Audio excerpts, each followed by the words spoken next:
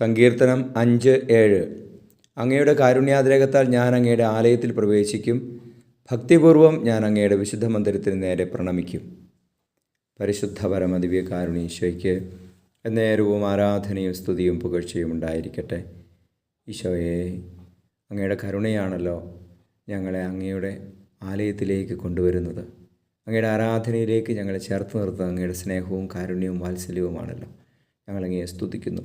Hallelujah, hallelujah, hallelujah, hallelujah, hallelujah. ഈശോയെ, അങ്ങയുടെ കാരുണ്യത്താൽ അങ്ങ് ഞങ്ങളെ അങ്ങയോട് ചേർത്ത് നിർത്തുമ്പോൾ, അങ്ങയുടെ ആലയത്തിലേക്ക് ബലിയർപ്പിക്കുവാനും പ്രാർത്ഥിക്കുവാനും കൊണ്ടുവരുമ്പോൾ ഭക്തിപൂർവ്വം അങ്ങയുടെ തിരുസന്നിധിയിൽ വ്യാപരിക്കുവാൻ ഞങ്ങളെ സഹായിക്കണമേ.